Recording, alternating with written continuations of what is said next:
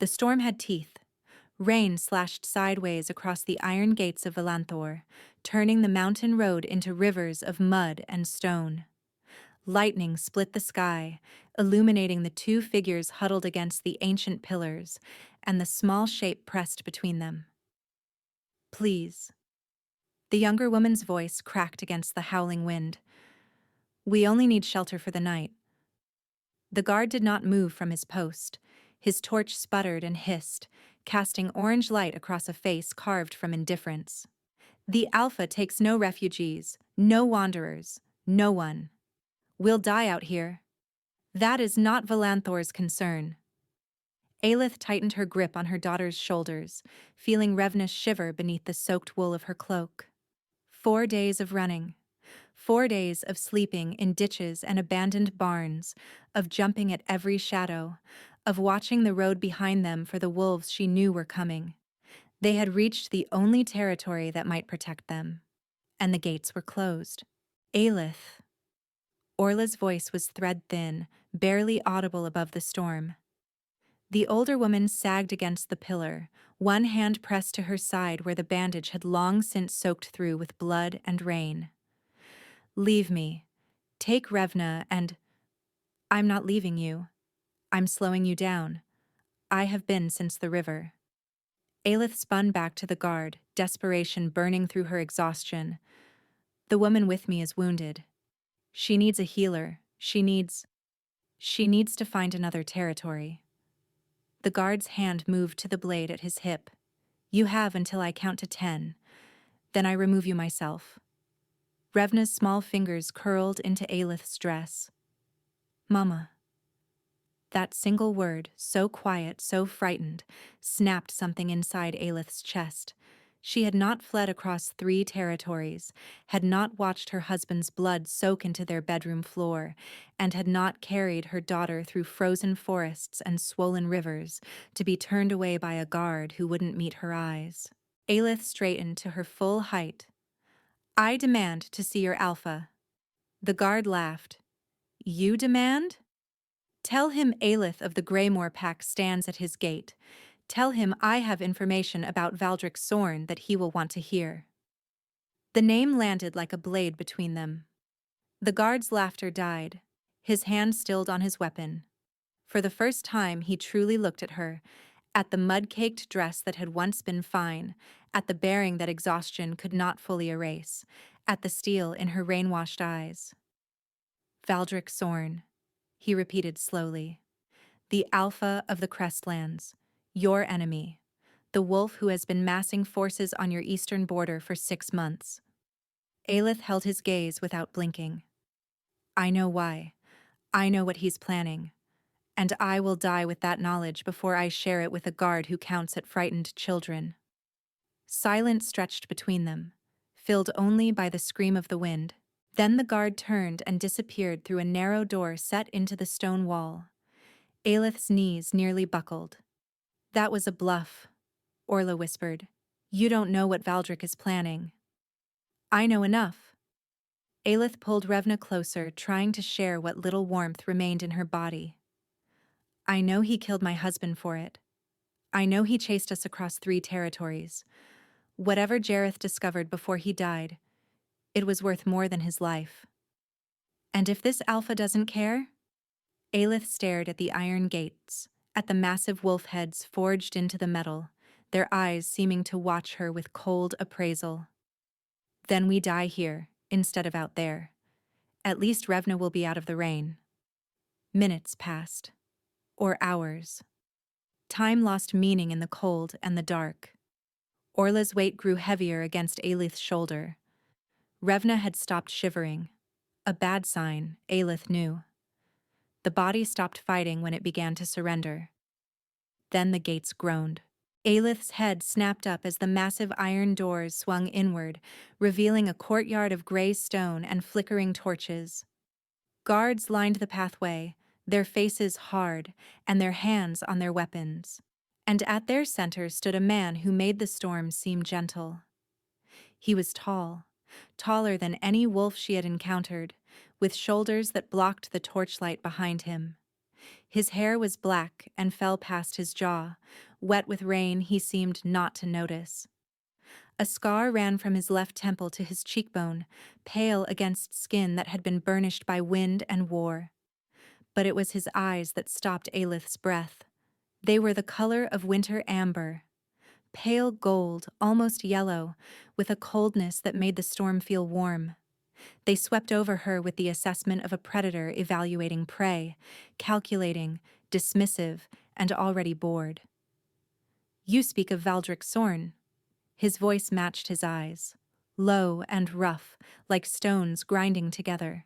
Aelith forced herself to stand straighter despite her trembling legs. "I do. Many speak of him. Few have anything worth hearing." Those amber eyes flicked to Orla's slumped form, to the blood visible through her cloak, then down to Revna. The child looked up at him without fear. Something shifted in the Alpha's expression, a crack in the ice. There and gone so quickly Aelith might have imagined it. "What is your name, little one?" Revna's voice was barely a whisper. "Revna. Revna." He spoke the name like he was tasting it. "And do you know who I am?" "The sad wolf." The courtyard went silent. Guards exchanged glances. Even the wind seemed to hold its breath. The Alpha's jaw tightened. "What did you say?" "Your wolf." Revna pointed at his chest, her small finger unwavering. "He's sad.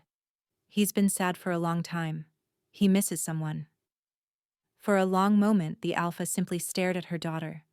Something moved behind his eyes, something old and wounded and furious. His hands clenched at his sides. A muscle twitched in his scarred cheek. When he spoke again, his voice was ice. "One night."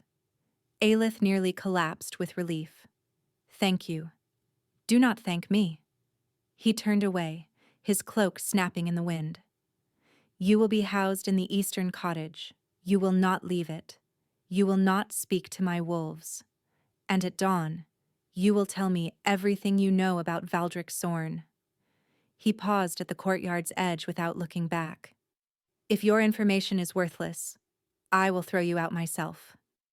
He vanished into the darkness, but just before he disappeared, Aelith saw his hand move to his chest, to the exact spot where Revna had pointed, and she saw his fingers tremble. The cottage was small, but warm. Aelith had expected a cell, cold stone and iron bars befitting the Alpha's glacial welcome. Instead, they found a dwelling with a fire already crackling in the hearth, a bed piled with wool blankets, and a pot of something that smelled like herbs and honey steaming over the flames. A rear door led to a small garden, and a single window faced the dark forest beyond. Someone had prepared for them. "Help me with Orla." Aelith guided the older woman to the bed, easing her down onto the mattress. In the firelight, Orla's face was the color of old bone. Her lips had taken on a bluish tint that made Aelith's stomach clench with fear. "The bleeding has slowed," Orla murmured, her eyes fluttering. "I'll be fine by morning." "You'll be dead by morning if we don't clean that wound properly."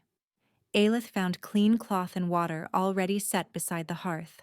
She worked quickly, cutting away the blood-soaked bandage to reveal the gash beneath, a claw mark that ran from Orla's hip to her ribs, inflicted by one of Valdric's wolves during their escape across the river. It should have killed her. Would have killed a lesser woman. "You need a healer," Aelith said quietly. "Healers ask questions. Questions lead to attention. Attention leads to—" "I know." Aelith pressed the cloth against the wound, watching Orla's face contort with pain. "But we're inside Elanthor now.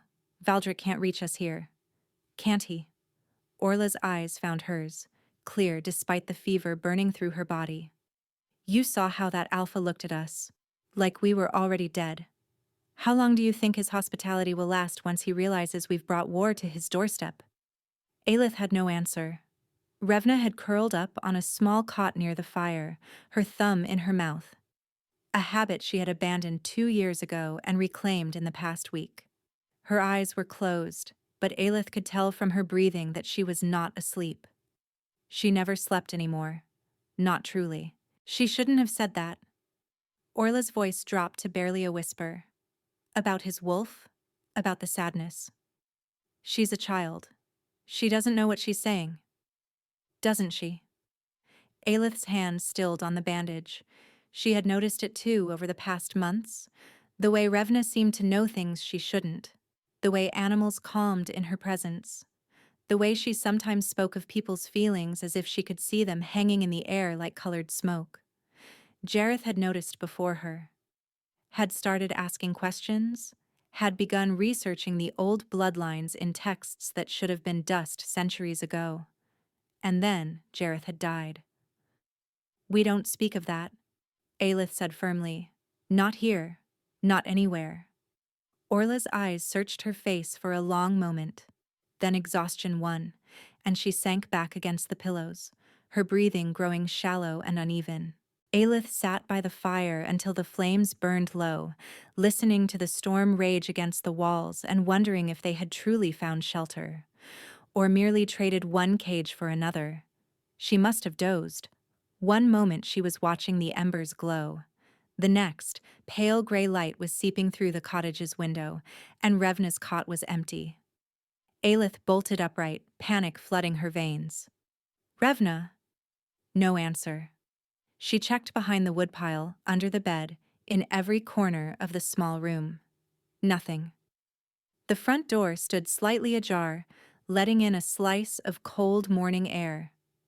Aelith was through it before she could think. The storm had passed, leaving the world washed in silver mist and dripping silence.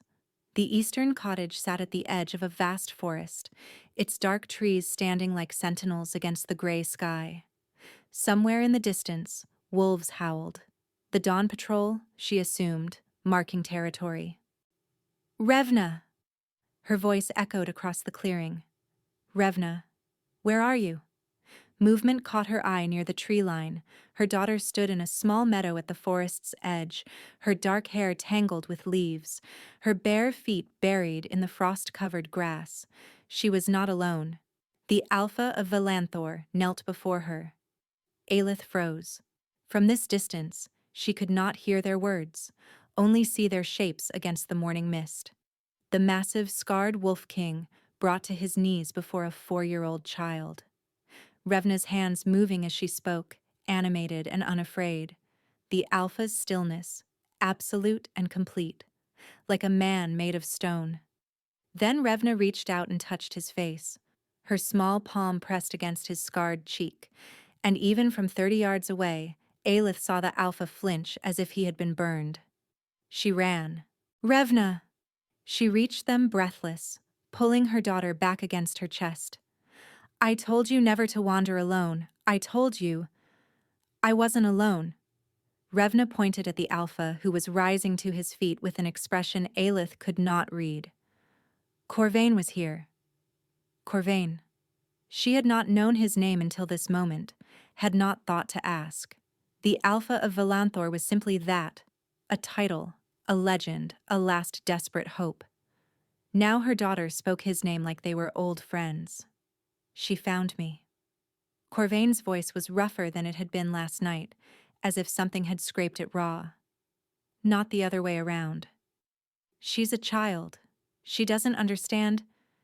She understands more than you realize. Those winter amber eyes fixed on Aelith with an intensity that made her skin prickle. Who was her father? The question struck like a blow. What? Her father. Your mate. The wolf Valdric killed. Corvain stepped closer, and Aelith became suddenly aware of how large he was, how his presence seemed to swallow all the air in the meadow. What bloodline did he carry? I don't... Common blood. We were both common-born. Nobody important. You're lying. I'm not. Your scent changes when you lie. Did you think I wouldn't notice? Aelith's mouth went dry. Corvain studied her face with the patience of a predator who knew his prey had nowhere to run. Your daughter sees things she should not be able to see. She knows things she could not possibly know. And Valdric Sorn, a wolf who has never once crossed into my territory, sends hunters across 3 territories to capture her. He leaned closer, his voice dropping to a growl. "Tell me again that she is nobody important." "Mama." Revna tugged at Aelith's sleeve. "It's okay. Corvain won't hurt us." "How do you know that?"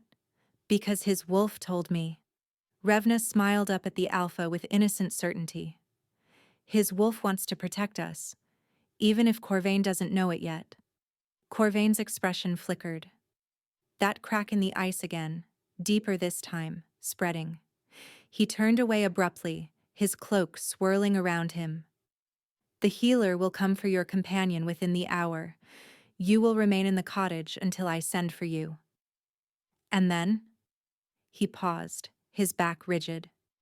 "And then you will tell me the truth, Aelith of Greymore. All of it, including the parts you think will get you killed." He strode toward the forest without looking back, but Aelith noticed his hands were clenched so tightly that his knuckles had turned white. And she noticed that his wolf, that wounded, dormant beast her daughter had somehow seen, was stirring in his eyes for the first time in what looked like years. The healer arrived as promised. She was a small woman with silver-streaked hair and hands that moved with the efficiency of decades. She said nothing as she examined Orla's wound, nothing as she applied salves that smelled of pine and something darker, nothing as she wrapped fresh bandages with practiced precision. Only when she finished did she speak. Another day and the rot would have set in. Her voice was dry and brittle, like autumn leaves. "You were lucky." Luck had nothing to do with it. Orla's color had already begun to improve, a faint flush returning to her cheeks. "Aelith kept me alive." The healer's eyes flicked to Aelith with new interest. "You have training?" "My mother was an herbalist. I learned what I could." The woman gathered her supplies, but her gaze lingered on Aelith a moment longer. "The Alpha has questions for you. I would advise answering them truthfully. Corvain is not cruel, but he is not forgiving either. Whatever secrets you carry, they will come out eventually." The door closed behind her. "He knows about Revna," Aelith said quietly. "He doesn't know what she is, but he knows she's different." "Then we leave. Tonight. Before." "And go where?" Aelith gestured at the window, at the vast forest beyond. "Valdric's wolves are still out there. The moment we step outside Vellenthor's borders, they'll find us. And this time, they won't settle for wounding you." Orla was silent for a long moment. "There's something you should know," she said finally. "Something Jareth made me promise never to tell you. Your husband discovered more than just what Revna is. He discovered what she's destined to become, and why Valdric will never, ever stop hunting her." Before she could continue, the cottage door swung open. Corvain filled the doorway, his presence sucking the warmth from the room. His amber eyes found Aelith immediately, and the weight of his gaze pressed against her like a physical force. "Come with me, now. I'm not leaving Orla and Revna alone. My wolves will guard them." He stepped aside to reveal two massive warriors standing sentinel in the morning light. "No one enters. No one leaves. Your family will be safer than they have been in weeks." Corvain led her not to the great hall she had expected, but to a small clearing deep within the forest. They walked in silence, their boots crunching on frost-hardened leaves. The trees grew thicker here, their branches intertwining overhead to block the pale winter sun. The world became a cathedral of shadow and silver, ancient and hushed. At the clearing's center stood a stone. It was waist-high, rough-hewn, with words carved into its surface that time had worn nearly smooth. Before it, the grass had been cleared in a perfect circle, as if nothing dared grow too close. Two names had been etched into the stone. Marin, Sylvan. Aelith's breath caught. "Who?" "My mate." Corvain's voice was hollow. "And my son."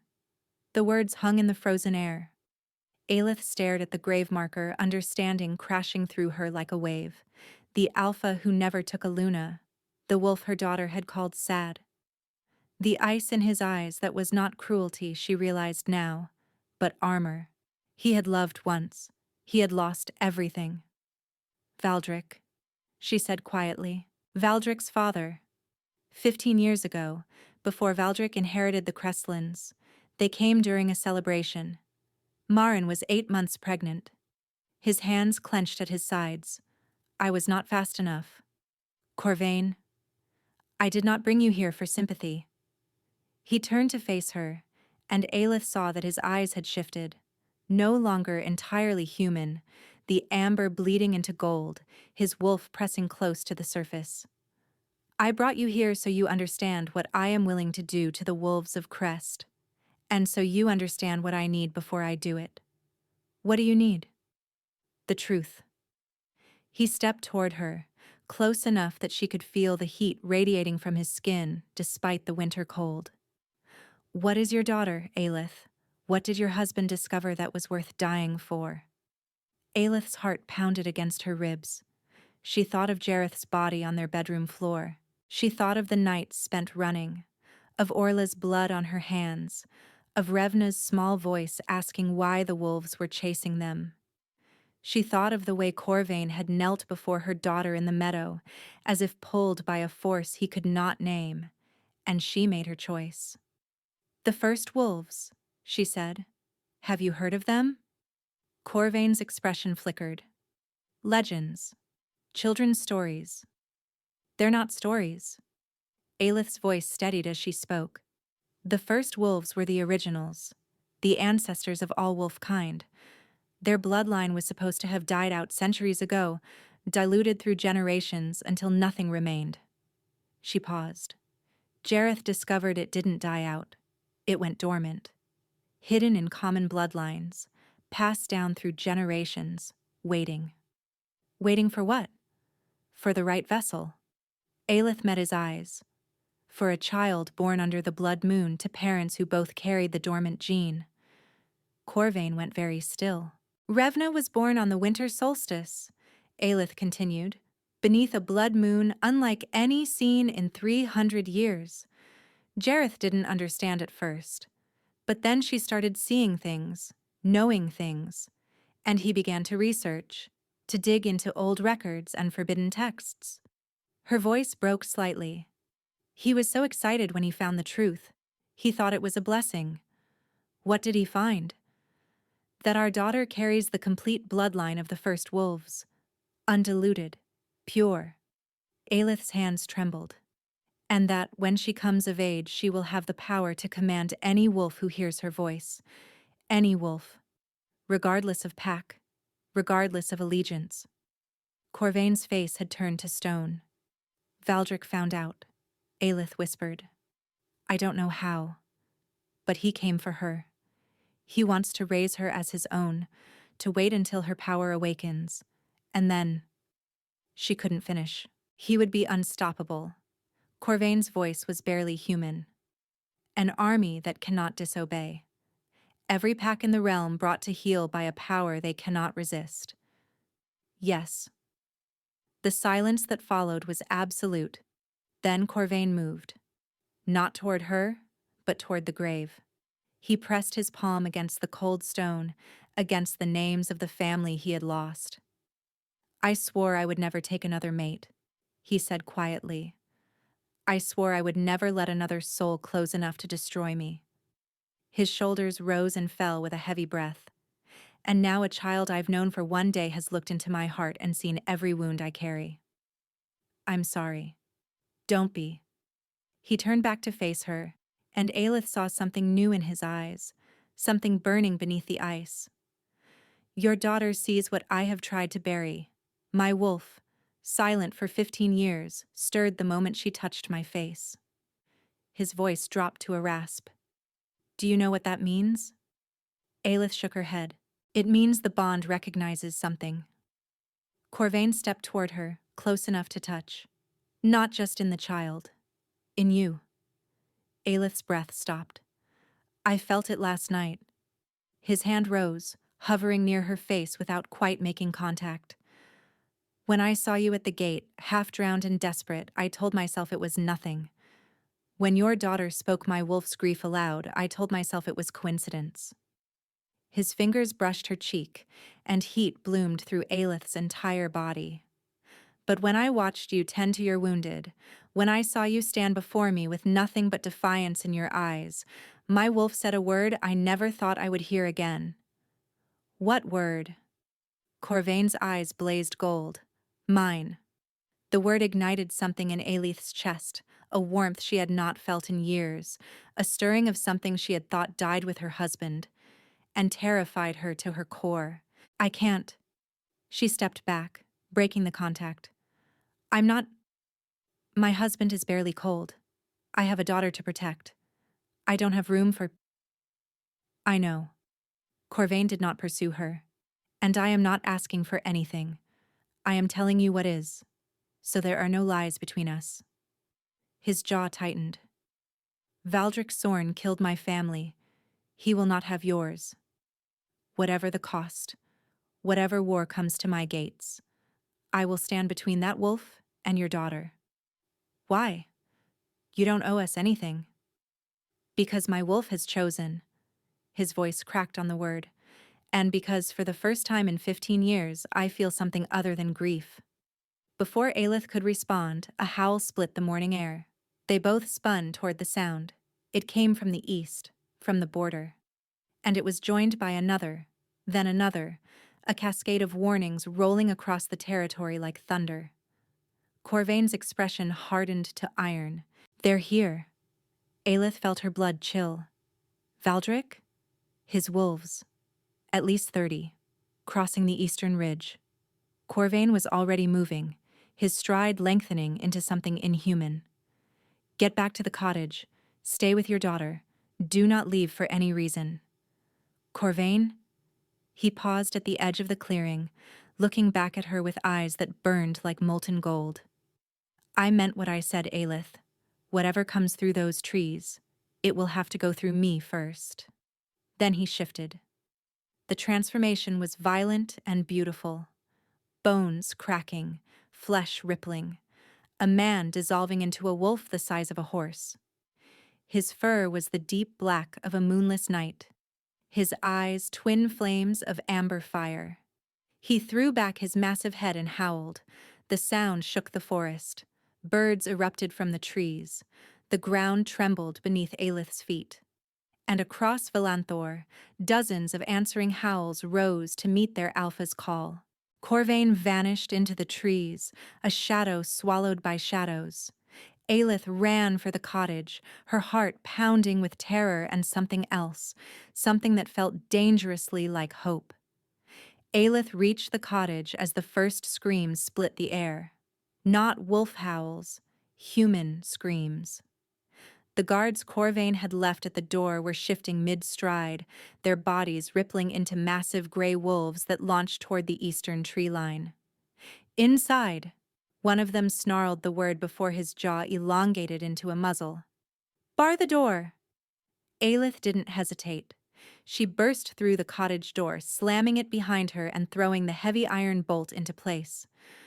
Orla was already on her feet, pale but alert, a fire poker clutched in her bandaged hands. Revna stood in the corner, her dark eyes wide but eerily calm. They're here, Revna said quietly. The bad wolves. I know, sweetheart. Aelith grabbed the knife from the cooking supplies. A poor weapon, but better than nothing. Stay behind me, both of you. Through the cottage's window she could see chaos unfolding. Wolves clashed in the clearing, gray against black, teeth flashing and blood spraying across the frost-covered grass. Corvain's wolves fought with disciplined ferocity, but they were outnumbered. For every dark wolf they brought down, 2 more emerged from the tree line, and leading them, his russet fur marked with scars that Aelith recognized from her nightmares, was a wolf she knew. Fenric, Valdric's captain, the wolf who had held her husband down while his alpha tore out Jareth's throat. Mama? Revna's voice was strange, distant, as if she were speaking from somewhere far away. The black wolf is coming. Aelith spun toward the window. A massive shadow was cutting through the battle like a blade through silk. Corvain. His black fur was slicked with blood, some his own. Most not, and his amber eyes burned with a fury that made lesser wolves scatter from his path. He was making his way toward the cottage, toward them. But Fenric had seen it too. The russet wolf changed course, intercepting Corvain with a snarl that Aelith heard even through the cottage walls. They collided in a tangle of fur and fangs, rolling across the bloodied grass. Corvain was larger, stronger, but Fenric fought with the desperation of a wolf who knew failure meant death at his alpha's hands. And while they fought, 3 dark wolves broke from the main battle and sprinted toward the cottage. "The window," Orla breathed. "They're going to—" Glass exploded inward. Aelith threw herself over Revna as shards rained down around them. A wolf's head thrust through the shattered frame, jaws snapping inches from her face. She slashed with the knife, felt it connect with something solid, and heard a yelp of pain. The wolf withdrew, but only for a moment. "The back!" Orla screamed. Aelith whirled. A second wolf had found the cottage's rear entrance. Wood splintered as it threw its weight against the barrier. They were surrounded. "Revna, under the bed, now!" Her daughter didn't argue. She scrambled beneath the wooden frame, pressing herself against the wall. The front door shuddered. The back door cracked. Aelith positioned herself between them, the pathetic knife trembling in her grip. Orla stood beside her, fire poker raised, her face set with grim determination. "If they take us," Orla said quietly, "don't let them take her alive." Aelith's throat closed around a sob. "I won't." The front door burst open. A dark wolf lunged through, jaws wide, eyes fixed on Aelith with predatory hunger. She raised the knife, and a black blur intercepted the attack. Corvain hit the dark wolf mid-leap, his massive jaws closing around its throat with a sound like snapping branches. He shook once, twice, and the wolf went limp. He dropped the body and spun toward the rear door just as 2 more wolves crashed through. Aelith had never seen anything like what followed. Corvain didn't fight, he destroyed. Every movement was precise and devastating. A claw strike opened one wolf from shoulder to hip. His jaws crushed another's spine before it could complete its lunge. The third tried to flee and made it exactly 3 steps before Corvain brought it down. Through the shattered window, Aelith glimpsed Fenric's russet body lying broken in the clearing, his throat torn out. The wolf who had murdered her husband would never hurt anyone again. Silence fell. The alpha stood in the center of the ruined cottage, surrounded by corpses, his black fur matted with gore. His sides heaved with exertion. Blood dripped from wounds she could now see, a gash across his flank, another on his shoulder, a bite mark on his rear leg. He shifted. The transformation was slower this time, pained. When Corvain stood before her in human form, he was covered in blood and swaying on his feet. "Revna," he rasped, "is she safe?" Aelith's voice cracked. "She's safe." Corvain's eyes found hers. Something passed between them. Relief, gratitude, and something deeper that made Aelith's chest ache. Then his legs buckled. Aelith caught him before he hit the ground, staggering under his weight. He was so much larger than her, so heavy, but she refused to let him fall. "Orla, help me get him to the bed." Together, they dragged the unconscious alpha to the mattress where Orla had lain just hours before. Blood soaked through the blankets immediately. "The wounds are deep." Orla examined them with a healer's eye despite her own weakness. "He needs— I know what he needs." Aelith was already moving, gathering the supplies the healer had left behind. Her hands remembered the motions her mother had taught her. Clean the wound, pack it with herbs, bind it tight. But as she worked, as she pressed cloth to the alpha's torn flesh, she felt something strange stirring in her palms. Warmth, light. She gasped and jerked her hands back. Golden luminescence clung to her fingers, fading even as she watched. "Mama?" Revna had crawled out from under the bed. She was staring at Aelith's hands with an expression of wonder. "You're glowing." "I I don't. It's okay. Revna climbed onto the bed beside Corvain's unconscious form. You're supposed to. The bond wants you to help him. Aelith's heart stuttered. What bond?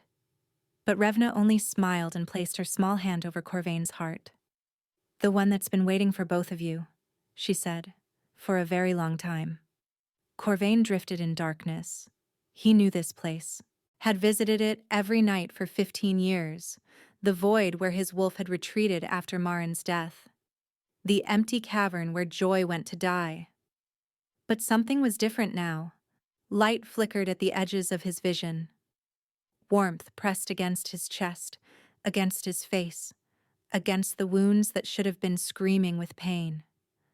And a voice, soft, unfamiliar, achingly tender, spoke words he couldn't quite hear. He followed the light. Aelith had not slept. She sat beside Corvain's bed through the long hours of the night, changing his bandages, checking his wounds, watching his face for any sign of consciousness. The golden light had not returned to her hands, no matter how desperately she willed it. But his wounds were healing anyway, faster than they should, faster than any wolf she had ever seen. He's strong. Orla had taken Revna to the far corner of the cottage, wrapping the child in blankets and stroking her hair until she finally slept. Stronger than most alphas. Strong enough to survive this? That depends on what he has to live for. The words settled over Aelith like a shroud. She studied his face in the firelight, the sharp angles, the scar that traced his cheekbone, the lines of grief etched around his eyes even in unconsciousness. This was a man who had buried his heart with his mate, who had walled himself off from the world rather than risk losing again. And yet, he had thrown himself between her daughter and death, without hesitation. Why? She whispered. Why fight for us? His eyes opened. Those amber eyes were clear now, focused, fixed on her face with an intensity that made her skin burn. Because my wolf would not allow otherwise. His voice was rough, scraped raw. Because the moment you stood at my gate, something in me recognized something in you. You don't know me? I know enough. He tried to sit up, winced, fell back against the pillows. I know you crossed 3 territories with a wounded companion and a child. I know you stood in my cottage with a kitchen knife, ready to die before you let them touch your daughter. I know you stayed beside my bed all night when you could have run. I couldn't run. Your wolves. My wolves would not have stopped you. Corvain's hand found hers, his fingers rough and warm. You stayed because you chose to. Because something in you recognized something in me. Aelith wanted to pull away. Wanted to rebuild the walls that had crumbled the moment she met his eyes. Instead, she heard herself speak. My husband was a good man. The words came slowly, painfully. I cared for him. I bore his child. But I never burned for him. Tears slipped down her cheeks. I never felt what I feel when you look at me. And he's been dead for less than a month. And I should be grieving. Should be what? Corvain's grip tightened. Denying what your soul knows? Pretending the bond doesn't exist because it arrived at an inconvenient time? It's not just inconvenient. It's impossible. I'm hunted. My daughter is a target. Anyone who shelters us will face Valdrick's wrath. I know. Corvain pushed himself upright despite her protests, his face inches from hers. I have faced worse. I have survived worse. And I have spent 15 years in a prison of my own making, telling myself that safety lay in solitude. His free hand rose to cup her face. I was wrong. Corvain. I felt you, Aelith. When I was lost in the darkness, I felt you calling me back. Your voice. Your hands. Your light. His thumb traced her cheekbone, catching a tear. My wolf has chosen. He chose the moment your daughter touched my face and saw the grief I've carried alone for 15 years. And He stopped, his jaw working. You what? I choose too. The words were barely audible. If you'll have me, if you'll let a broken wolf try to be whole again. Aelith thought of Jareth, kind, steady Jareth, who had given her Revna and asked for nothing but contentment in return. She thought of the life she had expected to live, the quiet existence that had been torn apart by claws and blood, and she thought of this man, this wounded alpha, who had knelt before her daughter and wept for a family he had lost, and fought like a demon for a family he had just found. She leaned forward and pressed her lips to his. The bond ignited.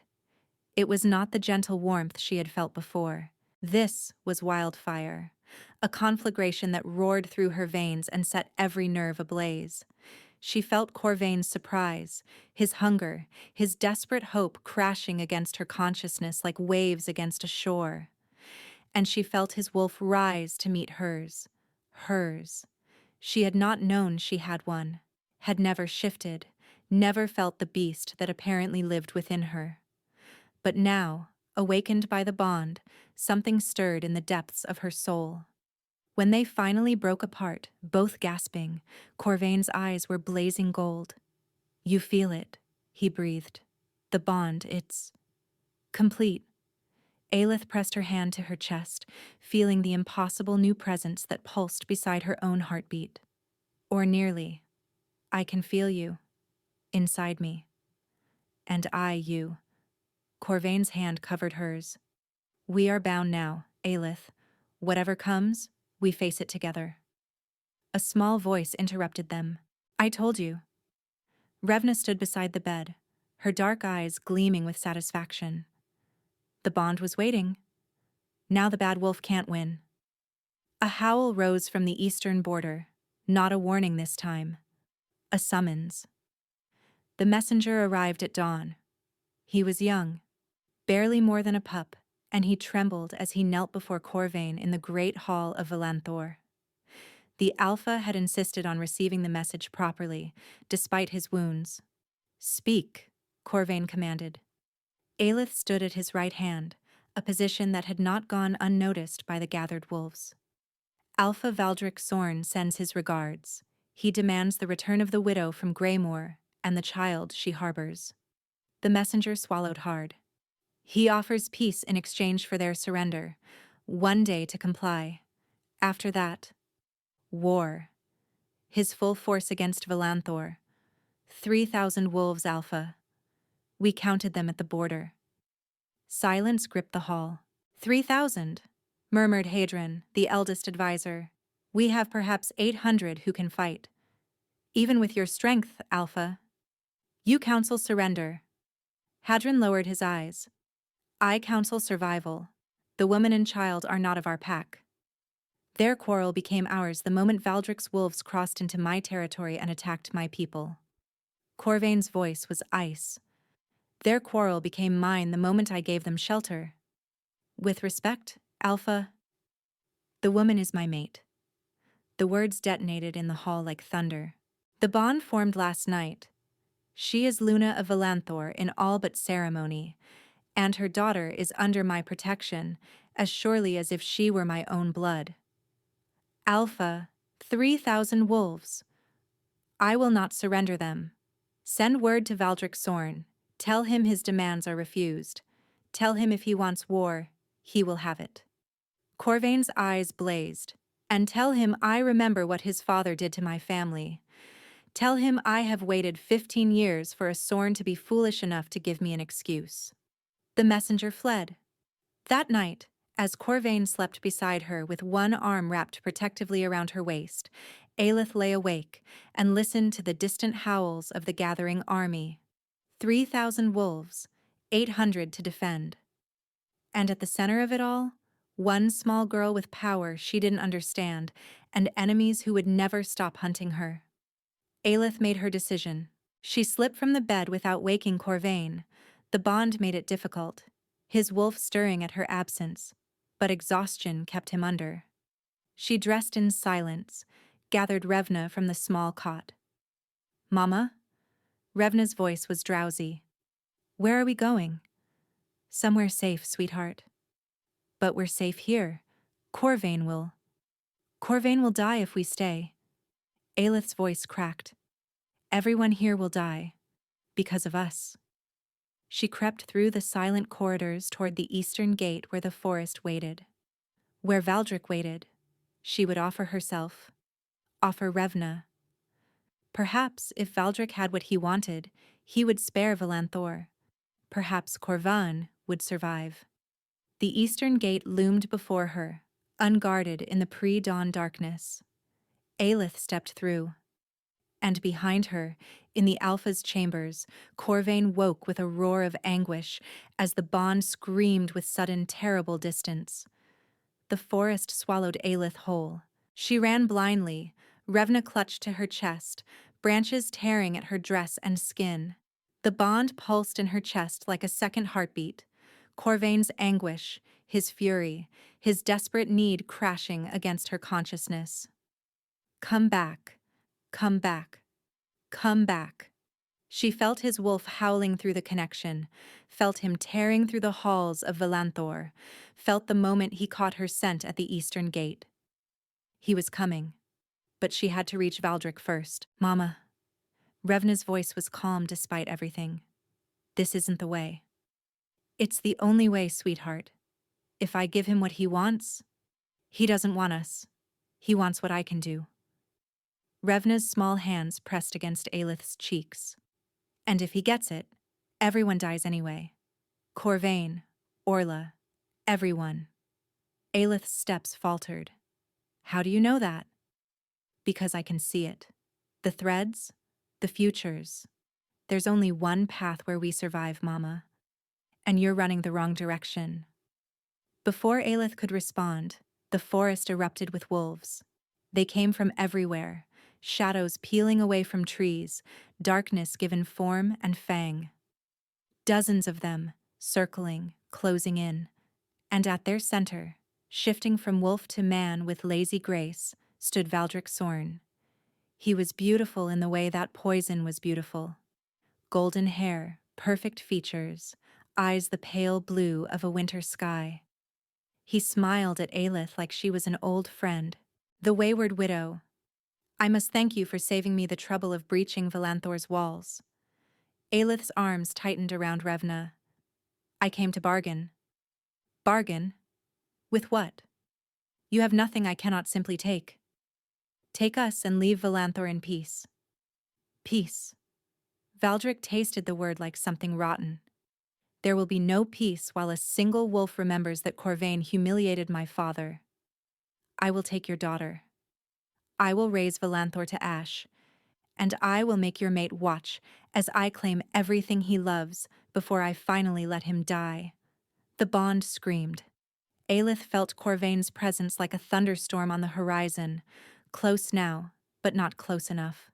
Valdric's hand closed around her throat. The child, he commanded. Give her to me, or I crush your windpipe. Aelith couldn't breathe, could only feel Revna's small body pressed against hers and the golden light beginning to build in her chest. Mama. Revna's voice was serene. Let go. I can't. Trust me, like Corvain trusted you. Let go. Aelith released her daughter. Revna dropped to the forest floor, landing lightly on bare feet. She looked up at Valdric with eyes that had begun to glow silver. You killed my father. You chased my mother across 3 territories. You hurt my grandmother. And now you threaten the wolf who is supposed to be my new papa. Valdric's grip on Aelith's throat loosened. Fear flickered across his perfect face. What are you doing, child? What I was born to do? Revna raised her hands. Silver light exploded from her palms. It washed across the clearing like a wave, touching every wolf in its path. Valdric's soldiers froze mid-step, their eyes glazed, their bodies locked rigid, and then, one by one, they knelt. Not to Valdric, to the child. No. Valdric released Aelith. The bloodline died out. It evolved, hid, waited. Revna's voice carried harmonics that resonated in Aelith's bones. For someone who would use it to protect, not to conquer. I would have made you a queen. I'm 4 years old. I don't want to be a queen. I want my mama to be happy. I want Corvain to stop being sad. I want to go home. Valdric snarled and lunged for her. A black blur exploded from the tree line, intercepting Valdric mid-leap. Corvain's wolf form was terrible in its fury, larger than before, as if the bond had amplified his power. They crashed to the ground in a tangle of fangs and claws, but Valdric was fresh, unwounded, and Corvain had barely healed from the battle the day before. Aelith watched in horror as Valdric's jaws found Corvain's shoulder, tearing flesh, spraying blood. Corvain threw him off, but his movements were slower now, labored. He was losing. No. The word ignited something in Aelith's core. She had spent her whole life being protected. She had run and hidden and surrendered because she believed she had nothing to fight with. But she did. She had the bond. She had the light that had bloomed in her hands when Corvain lay dying. She had a wolf that had slept inside her for 30 years, waiting for a reason to wake. Aelith closed her eyes and reached for the fire. It came. The transformation ripped through her like lightning. Bones reshaping, muscles rebuilding, something ancient unfurling in her chest. She screamed, but the sound that emerged was a howl. When she opened her eyes, the world was different, sharper, brighter, alive with scents and sounds she had never known existed. She was wolf. Her fur was the color of moonlight, her eyes blazing gold. She was smaller than Corvain, smaller than Valdric, but she moved with a speed that surprised even her. Valdric had pinned Corvain to the ground, jaws closing for the killing blow. Aelith hit him like a meteor. Her teeth found the soft flesh behind his ear, a vulnerability, an instinct she didn't know she possessed. She bit down and tore. Valdric screamed and released Corvain, spinning to face this new threat. Blood poured from the wound she had inflicted. "Impossible," he snarled. "You're not even a true wolf." Corvain's jaws closed around his throat from behind. The alpha of Elanthor did not hesitate, did not savor. He simply ended it. The body hit the ground. Silence fell over the clearing. Valdric's wolves remained kneeling, held by Revna's power. The child stood among them like a small empress, silver light still radiating from her skin. Corvain shifted back to human form, swaying on his feet. His eyes found Aelith, still in wolf form, still processing the impossible thing she had become. "Aelith, shift back, please. I need to see you." She didn't know how, but the bond guided her, and slowly her body reformed into something human. She collapsed. Corvain caught her. "Don't ever do that again. Don't ever leave me.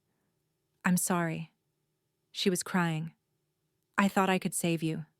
Save everyone." "You did save me." He was weeping too. "You and Revna, you saved all of us." Revna approached, the silver light fading, leaving her looking like nothing more than an exhausted 4-year-old. "Can we go home now? I'm really tired." Corvain laughed, a broken, beautiful sound, and pulled the child into their embrace. "Yes, let's go home." 6 months later, spring had come to Elanthor. The forest that had seemed so ominous on that storm-ravaged night now burst with green life. Wildflowers carpeted the meadows. Wolves patrolled the borders with easy contentment. Aelith stood at the window of the Alpha's chambers, her chambers now, and watched the morning light paint the world in gold.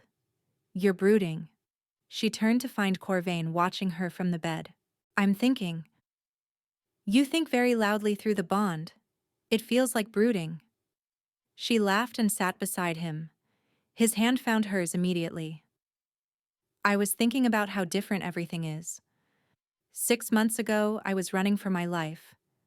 Now I'm Luna of Elanthor, maid of the Alpha, mother of the most powerful child in 3 territories." He kissed her knuckles. "Quite a change. Revna hates being called that. She'll never be normal, but she can be happy. As can we." Through the bond, she felt his contentment, deep and genuine. The grief for Marin and Sylvan would never fully disappear, but it had transformed from a wound into a scar. The ceremony took place at sunset. The entire pack gathered in the great meadow. Torches blazed against the darkening sky. At the center, on a dais of stone, Corvain waited. He wore black and silver, the colors of Elanthor, and he had never looked more like a king. But when his eyes found Aelith walking toward him, his expression softened. Revna walked beside her mother, scattering flower petals. "I'm the one who found him first," she had argued. "I should help give him away."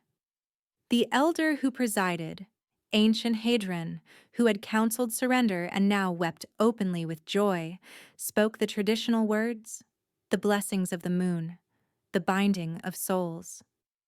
"Do you accept this wolf as your mate, in moonlight and shadow, until your spirits return to the stars?"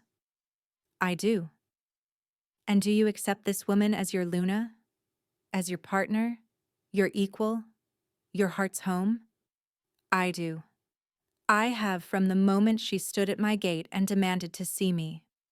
Laughter rippled through the crowd. "Then I declare this bond witnessed and sealed. All hail the Alpha and Luna of Elanthor." Howls rose to the darkening sky. Corvain pulled Aelith into a kiss that sent fire racing through the bond. When they broke apart, Revna was tugging at both their hands. "Does this mean I can call him Papa now? For real?" Corvain knelt before the child who had seen his grief and healed it. "You can call me whatever you want," he said roughly. "For as long as you want. I'm not going anywhere." Revna threw her arms around his neck. Orla appeared at Aelith's side, pressing a handkerchief into her hand. "He's a good man," the older woman said quietly. "Jareth would have approved." "You think so?" "I know so. He wanted you to be happy, Aelith. Above all else, he wanted you to burn." Aelith laughed through her tears. She was burning now. With love. With hope. With the fierce, impossible joy of a second chance. Corvain rose with Revna in his arms and extended his free hand. "Come, Luna, our pack is waiting." She took his hand. Together, with their daughter between them, they turned to face their people. And as the moon rose over Elanthor, painting the world in silver light, Aelith finally understood what Revna had seen in Corvain from the very beginning. Not a sad wolf, not a broken alpha, just a man who had been waiting, through grief and solitude and 15 years of silence, for his family to find him. They had found each other, and they would never be parted again. Thank you so much for listening. I hope you enjoyed this story.